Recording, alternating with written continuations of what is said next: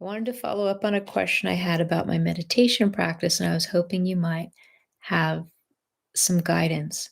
I've been trying to be more consistent, and I'm finding it helpful to breathe into thoughts as they arise.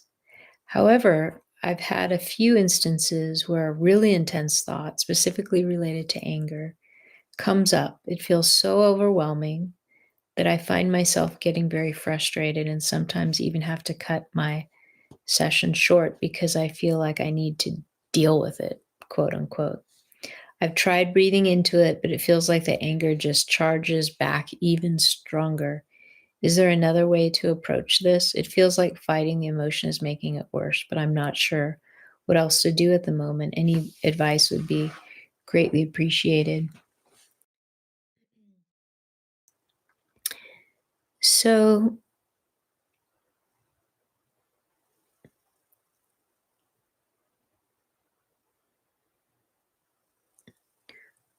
it's true that often fighting the emotion makes it more challenging and more difficult. There's a lot of different approaches that you can bring to bear in this situation, and it just really depends which one works. So, there's a difference between fighting the emotion of anger and, let's say, not indulging it. So, fighting is a kind of resistance, and resisting anger often exacerbates it.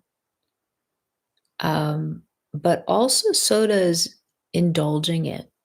So you can resist anger and try and push it away, or you can get fascinated with anger and get pulled into it and just get caught up in it and get more and more angry by feeding the narrative and buying into it and adding to it and justifying your anger and building a greater and greater case for it.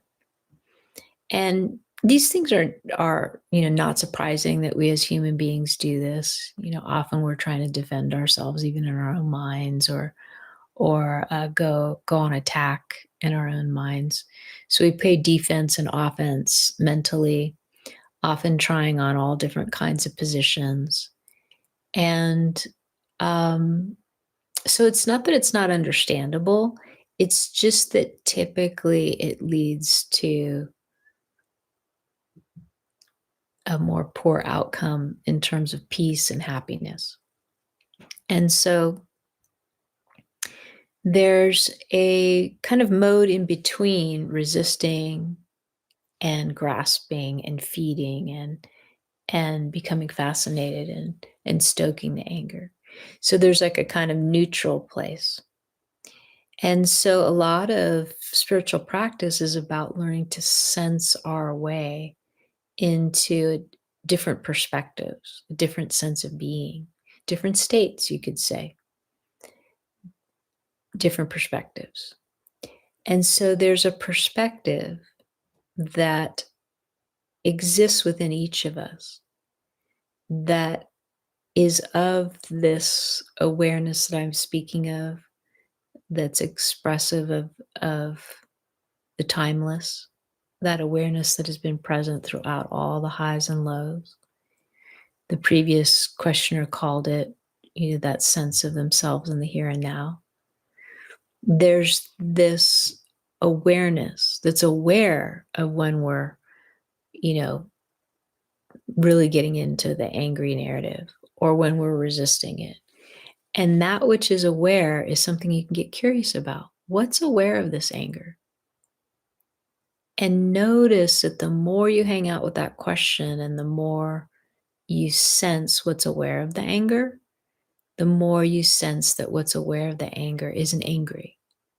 And it doesn't even have a preference as to, the outcome of your thoughts. It doesn't have a preference as to whether the thoughts should be resisted or denied or whether they should be indulged. So this is one technique when you feel anger would be to sense, who is it that recognizes that I'm angry? What is this awareness that is aware of the anger?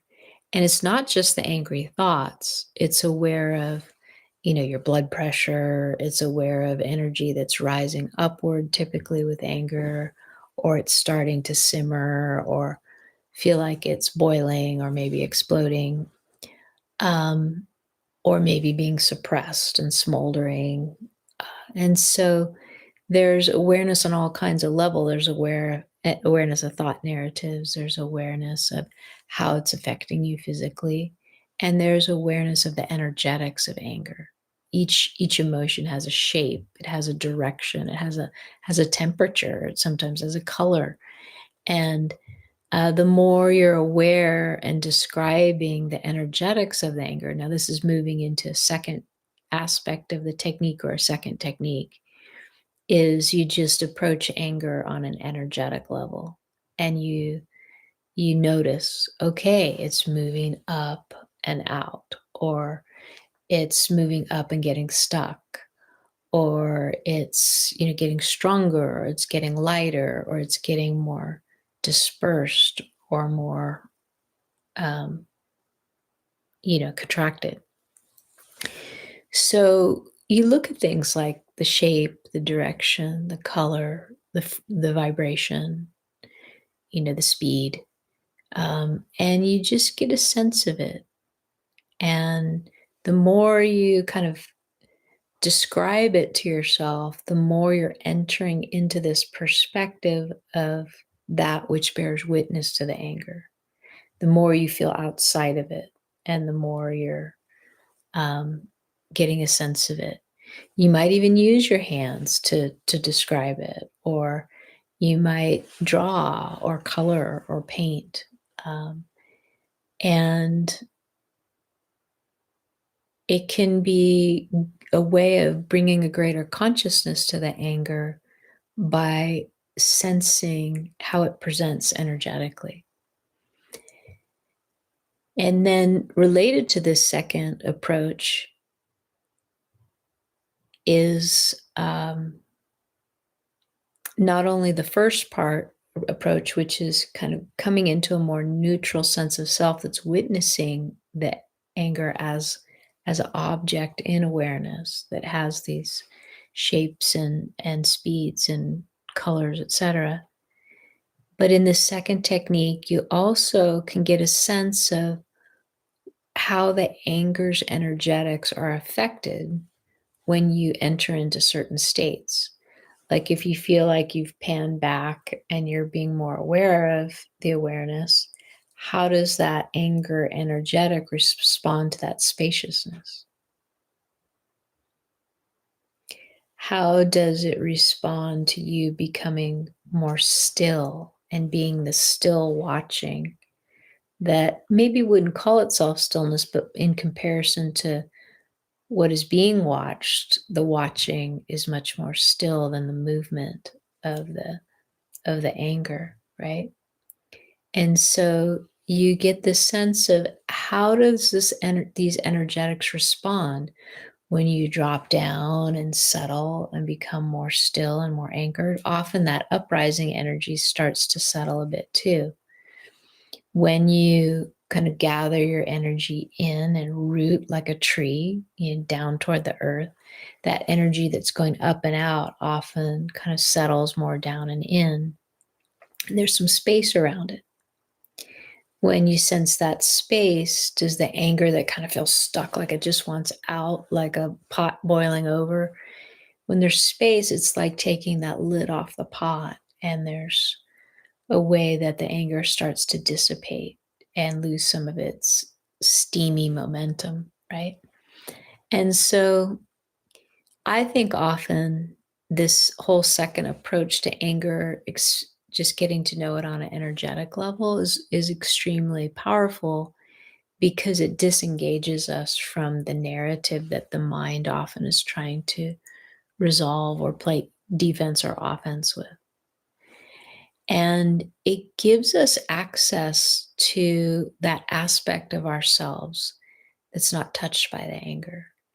That in both step one, approach one and approach two, we get a sense of who and what we are that's aware of the anger, that's observing and bearing witness to the anger, or it's energetic, but is not in and of itself affected by the anger. That's actually okay, that's untouched. And so those can be helpful things. The other thing is that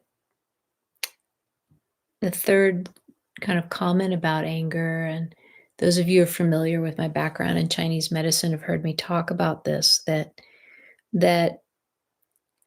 each emotion has a kind of way that energy constellates with it. And in Chinese medicine, anger is related to the wood element, and the wood element becomes imbalanced when energy gets stagnant or stuck. So let's say we see that something's happening in our world, like our relating or how somebody's treating us or how we're treating them, and we start to get angry about it. Often it's because our energy has been, our wisdom has been suppressed, or our spur to action has been thwarted, or we've suppressed it or denied it of ourselves, or somebody else has made it difficult for us to move or act and taken our capacity away somehow. There can be a lot of anger because our life force, our chi, our wisdom, our